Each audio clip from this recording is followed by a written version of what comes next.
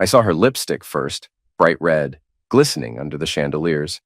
Andrea never used to wear it that bold, not until recently when she decided to flaunt herself. It was our 10th wedding anniversary dinner, right in my parents' spacious dining room, surrounded by our families. Her mother perched at Andrea's side, shoulders stiff, eyes scanning the place as if searching for any misstep I might make. My mother fussed over the roast, and the rest of my relatives chattered politely. Tension crackled in the air. "Don't move the napkins," Andrea snapped, adjusting them to her aesthetic preference.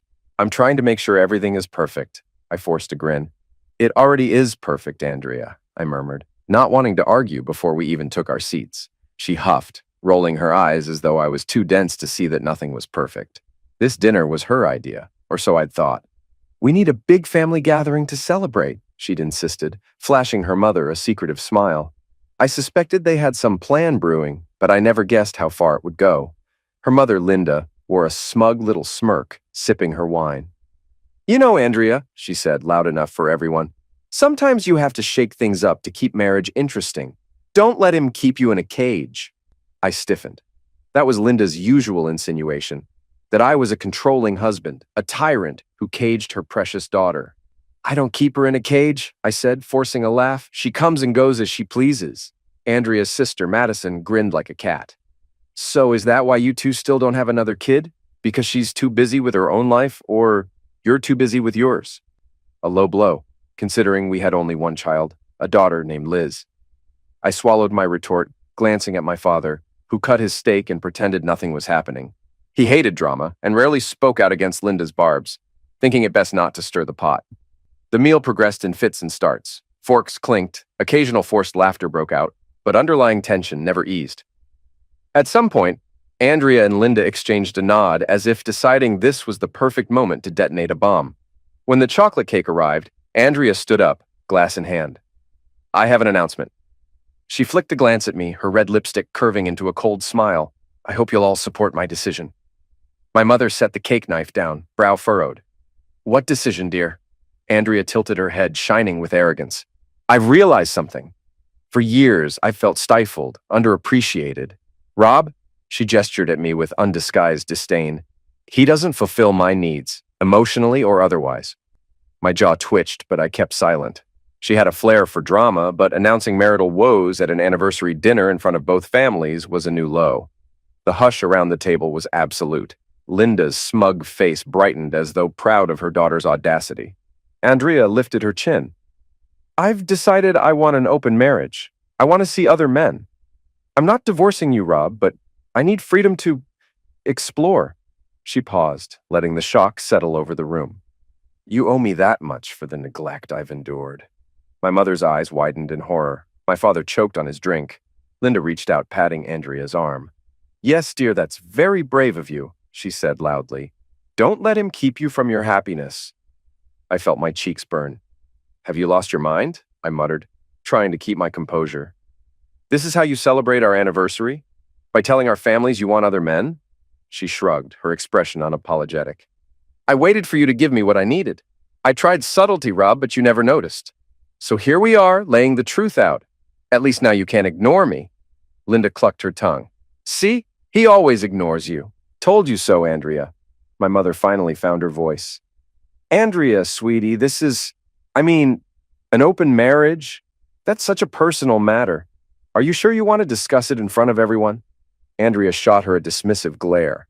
"I'm sick of secrets. If I don't speak my truth, no one will know what he's really like. He only cares about work, money, his precious image. He never looks at me the way I deserve." I fought the urge to flip the table. "And you think sleeping with other men will fix that?" I hissed. Linda waved a hand. "Oh, hush, Rob. You brought this on yourself. If you'd paid attention to her, she wouldn't be looking elsewhere." My father cleared his throat. "This is not the time or place," he said gently, trying to diffuse the tension. But Andrea refused to be silenced. "I'm done with the old rules. I want an open relationship," she repeated, her tone cold.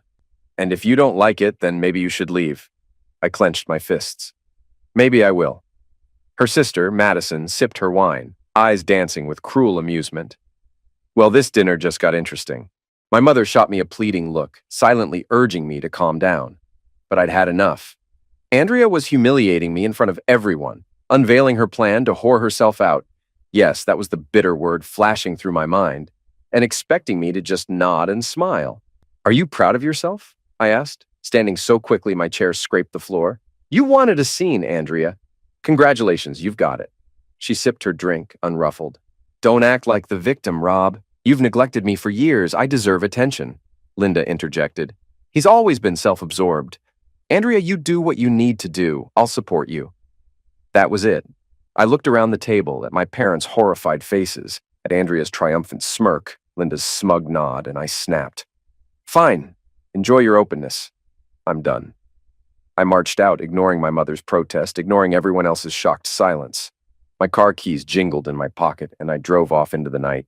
Fury surged in my veins, mixing with a sickening sense of betrayal. She'd turned our anniversary into a carnival of humiliation. She wanted me to stay and watch her with other men. Hell no. That night, I didn't come home. I slept in my car in a random parking lot, mind churning with rage and confusion. By sunrise, I'd made a decision. I was filing for divorce. If she wanted an open marriage, she could have it, on her own. I called my lawyer, an old friend named Marcus, the next morning. I want out, I said, voice still hoarse from lack of sleep. She humiliated me in front of my family, says she wants multiple lovers. I'm done. He sighed. That's rough, man. Let's get the paperwork started. Are you sure you don't want to talk it out first? Talk? I nearly laughed. She blindsided me at a family dinner. She thinks she can do better. Let her try. We discussed assets. We had a house, joint accounts, a single daughter, Liz, who was currently in college. She was 19, living on campus. My mind reeled at how Liz would take the news of her mother's meltdown. But for now, I focused on the legal angle. Meanwhile, Andrea's texts poured in, a mix of arrogance and anger. You ran out like a coward. Typical. If you ever loved me, you'd understand my needs. Don't you dare file for divorce, you'll regret it. I ignored them, letting my phone buzz until it died. She threatened to ruin me socially, but I doubted she had any real power beyond Linda's meddling. On the third day, I swung by the house to grab clothes. She was there, waiting with her mother. Linda folded her arms, glaring. Look who decided to crawl back. Andrea leaned against the wall, drumming her manicured nails. You done sulking? Sulking, I repeated, my voice cold. I'm done with you, Andrea. I'm filing for divorce, she scoffed. Over a little request for freedom? Grow up, Linda prodded. He's always been too stiff, dear. Don't worry, we'll handle him. I bristled. No, you won't. I'm leaving, and so help me God, I'll see you in court if you try anything. Andrea smirked, crossing her arms under her chest. You think you can threaten me? It's our house, too. We both put money into it. I didn't dignify that with a response.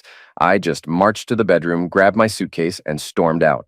Linda called after me. You never gave her the love she deserved. This is your fault. I didn't look back. Weeks passed, an agonizing limbo of legal forms and stifled fury. Andrea posted pictures of herself out clubbing, draped over men with questionable looks.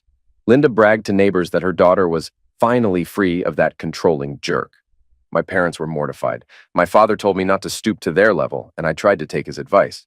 But inside, I seethed. Andrea had turned a once-loving marriage into a spectacle. I knew I had flaws. I worked too much, wasn't always attentive. But no matter how I replayed it, her solution, publicly announcing she wanted other men, felt like a knife in the back. Our daughter, Liz, called me from college, confused. Dad, Mom says you're divorcing her because she wanted to expand your horizons? She's making it sound like you're the bad guy. I sighed, rubbing my temples. Liz, your mother blindsided me in front of everyone, demanded an open marriage. I have no interest in that. She let out a slow exhale. That's so weird. She never hinted at that to me. Are you sure you can't forgive her? My voice turned sharp. Forgive her for humiliating me? For insisting she'll sleep around and I should just accept it? Liz hesitated. I'm not taking sides, Dad. I just hope you handle it calmly. Mom's letting Grandma Linda hype this up. I clenched my jaw. Linda's meddling was toxic. Stay out of it, Liz. Focus on school. This is between me and your mother. Liz fell silent, then softly said, Okay, Dad, just don't do anything you'll regret. We hung up, and I tried to bury myself in work. Nights bled into each other, and each day I inched closer to finalizing the divorce. There was no way I'd remain shackled to Andrea's twisted fantasies. A pivotal moment came when my lawyer asked if I had reason to suspect infidelity prior to her open marriage declaration. and I admitted I didn't have hard evidence, but I was sure something was off. She'd been too eager, too sudden, but it hardly mattered. We lived in a no-fault divorce state. Her betrayal only impacted negotiations if I wanted to fight dirty. I wasn't above fighting dirty. I wanted to keep my share of what I'd earned. While the legal wheels turned, I discovered something else. Andrea and Linda were spinning a story that I'd abandoned her, that I was always emotionally abusive, controlling, never letting Andrea have a life. She insisted she'd asked for an open marriage because she felt trapped, unloved. Some neighbors believed her. Others rolled their eyes. My parents were outraged. One evening, I found Andrea waiting outside my parents' home. She marched up to me, eyes blazing. "Sign these settlement papers," she demanded, shoving them against my chest. I scanned them. She wanted half the house, half my savings, and monthly spousal support. "You're out of your mind," I said. "We barely have that much left on the mortgage. Why should you get half my savings? I earn most of that." She tossed her hair. "Because you forced me into a dead marriage. Now I need a new life. Mom says I deserve compensation." I laughed bitterly. "You want to sleep around, then want me to foot the bill?" "Dream on." Linda appeared, stepping from the car. "You'll sign or we'll drag you through court. You neglected her. She gave you everything and you gave her nothing." I stared, anger flaring in my chest. "You're insane, both of you." Andrea's lips curled. "You always wanted to be the big man. Pay up or watch me tear your reputation to shreds." I shoved the papers back at her. "See you in court, Andrea," she glared, snatching them away. "Don't say I didn't warn you. You're making this ugly." I stepped inside, heart pounding. My mother, who'd overheard, placed a hand on my arm. "Stay calm, son. She's playing dirty." I forced a nod. "I won't let them take everything. I've worked too hard." The divorce hearing finally arrived. Andrea showed up in a sleek black dress, Linda right behind her. My lawyer and I sat grimly at one table. She recited her sob story about how she'd been neglected, starved for affection, forced to consider an open marriage as a last resort. Linda backed her up, calling me controlling, cruel. I ground my teeth, wanting to snap, but my lawyer spoke in a measured tone, reminding the court that Andrea's needs included humiliating me at a family gathering. That didn't exactly support her tale of desperation. In the end, the judge ruled we'd sell the house, split the proceeds, and finalize the divorce. I'd pay minimal spousal support for a short period, enough for Andrea to get on her feet. I felt it was more than she deserved, but at least she wasn't getting half my life savings. Linda shot me a venomous look as we filed out. Andrea flounced away, refusing to make eye contact. It should have been over. We were done, free from each other. But life had more twisted drama in store. Months passed. I moved into a small townhouse, minimal furniture. My days were quiet, work, gym, sleep. I refused to even think about dating. Liz visited occasionally, carefully avoiding mention of Andrea. I got the sense she was torn between love for her mother and exasperation at her mother's choices. I didn't pry. Then, out of nowhere, a call came from a number I didn't recognize. I answered and heard Andrea's voice, shaky, frantic. "Rob, I need money." My blood went cold. "You've got to be kidding." Her tone hardened. "It's serious. I need help with a medical treatment. It's an STD." She paused, breath hitching. "Look, I just need money. The insurance won't cover all of it, and Mom can't foot the bill right now." I barked a humorless laugh. "You're calling me because your promiscuity left you with an STD? And you think I'll pay for that?" She snapped. "Don't be cruel. You know how expensive these treatments are. I made mistakes, okay? I wasn't as careful as I should have been." A wave of disgust rolled through me. "So you sleep with half the city, catch something, and now expect me to fork over cash? Not a chance." She raised her voice. "You owe me. You neglected me for years, pushed me to find comfort elsewhere." I nearly crushed my phone in my grip. "I owe you nothing. We're divorced. You wanted to be free. You got it." Andrea let out a tremulous breath. "Fine, then watch me suffer, you heartless bastard. I thought you had a shred of decency." I scoffed. "Decency? Like announcing you wanted an open marriage at our anniversary dinner? That kind of decency?" She fell silent, then hung up. I stood there, heart pounding. The nerve of her. Did she think I'd forgotten how she humiliated me? That I'd swoop in like a savior for her nasty predicament? Not in this lifetime. But that wasn't the end. The next day, she showed up at my townhouse door, unannounced. She looked exhausted, dark circles under her eyes, hair disheveled. Linda hovered behind her, arms folded, face twisted with scorn. Andrea knocked hard. "Rob, Open up, she demanded. I cracked the door. What do you want? She tried to push past me. Let me in. We need to talk. I blocked the doorway. Talk about your STD? I already said no. Linda chimed in. You filth. You can't even help her when she's ill? You're an awful excuse for a man. I grit my teeth. I'm not paying for her mistakes. Andrea's eyes filled with tears. Crocodile tears, I thought. Just let me inside, she whispered. I'm not leaving until you do. Fed up, I opened the door fully, stepping back. 5 minutes, then get out. She walked in, scanning my bare living room. Linda followed, sneering at the sparse decor. This is where you live now? She said. Pathetic. I ignored her. What's so urgent? Andrea swallowed, lowering her gaze. I tested positive for an STD. My insurance covers some treatments, but not the full course. It's expensive. My mother can't take on the entire financial burden. Linda hissed. He's got money, he should pay. I stared at them, outraged. You want me to finance your mistakes? Andrea's cheeks flushed. I wouldn't ask unless it was serious. I folded my arms. Serious? Like that public humiliation you put me through? How serious was that? Her voice cracked. Fine. I know I messed up, but this is my health. You can't let me suffer. Linda pointed a bony finger at me. This is your fault. If you'd been a real husband, she never would have sought others. I let out a bitter laugh. You keep telling yourself that. Now both of you get out.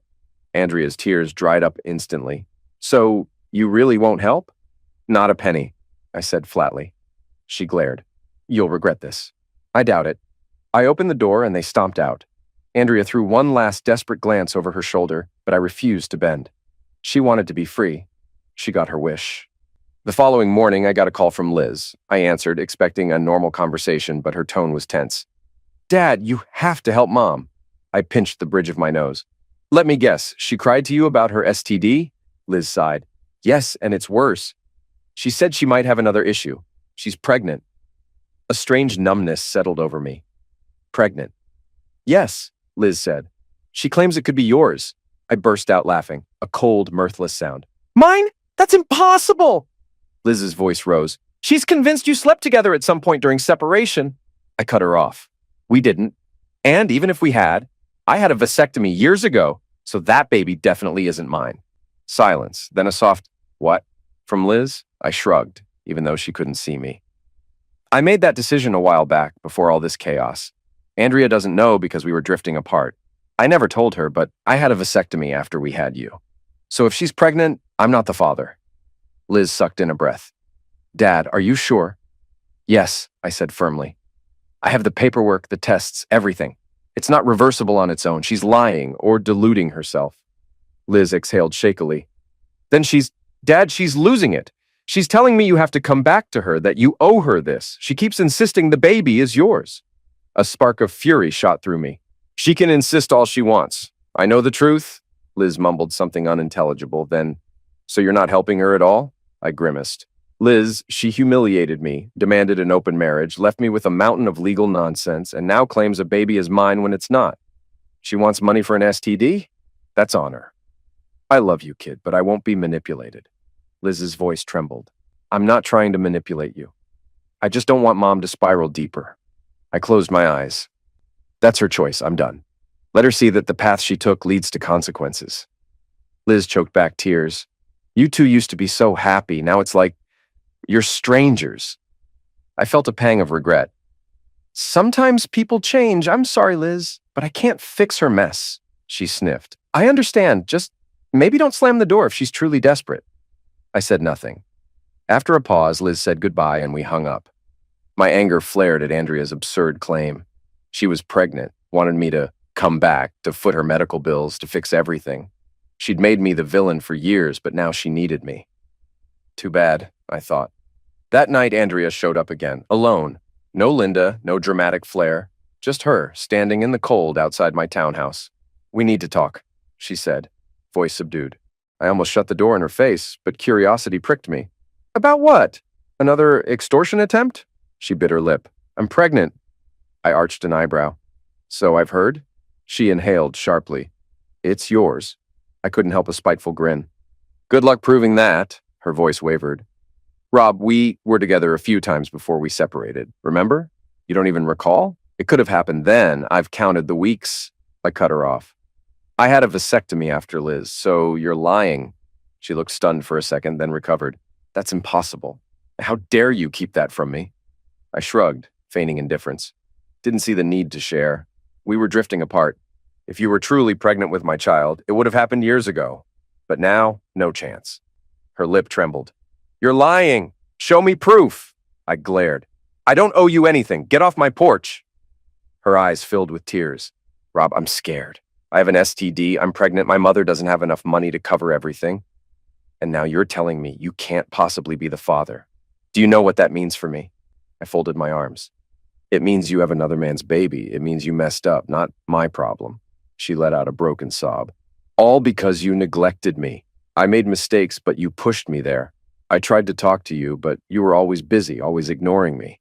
If you just loved me, none of this would have happened. A pang of guilt stirred. Maybe I had neglected her, but that didn't justify her actions now. You humiliated me at our anniversary, demanded I let you sleep with other men. Don't pin that on me, Andrea. You made a choice. Her tears kept falling. And you're making a choice now to abandon me again. You're so heartless. I pointed to the street. Leave. I'm not your savior. Go find the real father of your baby. Maybe he'll pay for your treatments. She shook her head slowly, tears dropping onto her blouse. I hate you, Rob. Sure you do, I said, holding the door. Now get out. She finally turned away, shoulders shaking as she hurried down the path. I locked the door, chest tight. Part of me felt twisted satisfaction seeing her crumble. Another part felt sick. Once we'd been in love, now she was desperate, and I was the cold villain. Maybe that's how it was meant to be. Days later, Linda ambushed me in a supermarket aisle, hissing accusations under her breath. You vile creature! Andrea's carrying your child and you won't help her. You'd let her suffer with an STD and no money? I grabbed a box of cereal, ignoring the stares of nearby shoppers. It's not my child, Linda. Ask your precious daughter about the men she's been with. She jabbed a finger at my chest. You're a liar. She told me everything. How you two slept together one last time right before you left. That baby is yours. You're just running away. I felt my temper flare. I had a vasectomy. She never told you that part, did she? So whoever fathered that kid isn't me. Linda blinked, momentarily thrown off. You can't be serious, I shrugged. Believe what you want, she sputtered. Then, this is all your fault anyway. She never would have gone to other men if you'd been a real husband. You'll pay for her medical bills out of guilt if nothing else. I snorted. Go to hell, Linda. I'm not paying for anything. She looked ready to slap me, but I just walked off, adrenaline coursing through my veins. Enough was enough. I was done letting them bully me. My daughter called again, tense. Dad, Grandma Linda says you're refusing to help Mom and it's your baby. She's lying, isn't she? Because you said you had a vasectomy. I'm confused. I sighed. Yes, she's lying. Don't get dragged into their mess, Liz. Focus on your life. She sounded on the verge of tears. I wish none of this was happening. Mom's crying all the time. Grandma is fuming. You're shutting everyone out. I'm stuck in the middle. I softened. I'm sorry, Liz. But your mom made her bed. I can't fix that. She can't blame me for her poor choices. If she has an STD and a baby on the way, she needs to handle it herself. Liz whimpered. Dad, she's my mother. I can't just watch her self-destruct. Pain throbbed behind my eyes. I get it, but I'm not stepping in. I have no obligation. Legally, morally, I'm done. She sniffled. All right, I love you, Dad. Love you too, Liz. We ended the call and I stared at the wall, wrestling with guilt. But I reminded myself that Andrea had crossed every line. Her mother had fueled her arrogance, and now they were reaping consequences. A few days later, Andrea texted me a dramatic message. I'm ill. I might lose the baby if I don't get better treatment. Please, Rob, don't let this happen. I reread it several times, my heart oddly heavy. Even if it wasn't my child, a baby might be lost because she couldn't afford proper care. Was that truly my responsibility? My entire being rebelled at the notion of letting an innocent life suffer for Andrea's sins. But rationally, it wasn't my child. She had no claim on me. I typed back a short reply. Not my child, not my problem. Her response came in a tirade of curses. You're evil. You'll burn for this. I turned my phone off, refusing to engage. One chilly night, I returned from work to find Andrea slumped on the doorstep, shivering. She looked pale, exhausted. My first instinct was to step over her, but a spark of concern made me pause. Andrea? What are you doing here? She glanced up, lips cracked. I have nowhere else to go. Mom had to leave town to handle some relative's crisis. I'm alone, short on money, and I I don't feel well. Fever. My next appointment is in 2 days, and I can't even afford a motel. I clenched my jaw. So you thought you'd camp on my doorstep? She gave a weak shrug. I had nowhere else. The father, whoever he is, won't answer my calls. A pang of pity coursed through me, but I forced it down. You have friends, don't you? All those guys you flirted with? She let out a hollow laugh that turned into a cough. They vanish the moment you need real help. I looked up at the moonlight, exhaling. The old me might have helped her inside, given her a blanket, but we were past that. She'd made me the villain, ruined our life, then demanded I fix the fallout. You can't stay here, I said flatly. Her eyes widened with panic. You'd leave me out here? I'm pregnant, Rob. Sick. My resolve almost wavered. But then I recalled every humiliating moment she'd caused, telling my entire family she wanted other men, mocking me, demanding money. Yes, I said coldly. Now get up. She shuddered. I can barely stand. I grabbed my phone. I'll call you a cab. She flinched. I can't afford your problem. I cut in. You refuse to leave on your own. I'll call the cops. Her face twisted in despair. You heartless bastard, I hope you rot. I waved dismissively, stepping inside. Take care. She let out a scream of frustration, but eventually she staggered away, stumbling down the block. I shut the door, heart pounding. A storm of guilt and relief warred in my chest. I'd turned away a pregnant, sick woman, someone I'd once loved. But she was also the same person who'd humiliated me, insisted on an open marriage, demanded money for her self-inflicted troubles. My sympathy was limited. The final blow came 2 weeks later. I received a summons in the mail. Andrea was demanding a paternity test, claiming I was the father. She wanted child support. My lawyer laughed when I showed him the vasectomy proof. She's grasping at straws, he said. Show the court your medical records. That's it. So we did. We took the paternity test anyway, let the court see the negative result, provided proof of my vasectomy. Andrea's claim crumbled. The judge scolded her for wasting the court's time. She looked devastated, trembling as the result was read. Linda behind her glared daggers at me. Outside, she confronted me with tears in her eyes, voice thick with hatred. You always wanted to punish me, didn't you? Now you got your wish. I shrugged. You punished yourself. Linda spat. May you never know peace. You destroyed her life. I stared, unflinching. She destroyed ours first. Don't blame me for her reckless actions. Andrea stumbled back, pressing a hand to her stomach. Can't believe you'd do this. I loved you once. I shook my head. I loved you too, Andrea. But you threw it away the moment you announced you wanted an open marriage. Her eyes glistened. And you never asked why. You never cared. I cared, I said, bitterness coating my words, but I'm done now. Move on. She opened her mouth and closed it, tears spilling down her cheeks. With a final tortured sob, she turned away. Linda rushed to support her, shooting me one last venomous glare. I walked off, each step feeling heavier than the last, but also strangely liberating. We were finished, really finished, with no illusions left. If I was the villain, then so be it. She had a new life inside her, father unknown, an STD to treat, and no money from me. I felt relief knowing I'd no longer be pulled into her chaos. My daughter called that evening, voice trembling. Dad, I heard about the test. Mom's hysterical. Grandma's cursing your name. Are you okay? I let out a breath. I'm fine, Liz. It's over. I'm not the father. There's nothing else to say. She swallowed. Yeah, I guess not. I tried to soften. I'm sorry this all happened. I know you love your mother. She sniffled. I do, but I can't defend her anymore. She lied to me, tried to make me believe you were the bad guy. I'm upset with her, Dad. I closed my eyes. You don't have to pick sides. She's still your mother. Liz let out a shaky sigh. I know, but I can't support the way she acted. She's lost everything. I'm afraid she'll end up alone. I didn't have a comforting answer. That's for her to figure out. Maybe she'll learn from this. Liz said a soft goodbye, and that was that. Weeks later, I heard from mutual acquaintances that Andrea moved out of the city, presumably to start fresh. She gave birth at some hospital far away. The baby survived, though rumors suggested Andrea's STD complicated things. She refused to say who the father was, and Linda eventually followed her. I never saw them again, nor did I check up on them. Our daughter sometimes mentioned her mother in passing, but never with much detail. I assumed Linda still ranted about me, blaming me for everything. Maybe Andrea still told sob stories about how I'd neglected her. I'd accepted my role as the villain in their eyes. But that was the final, sobering truth.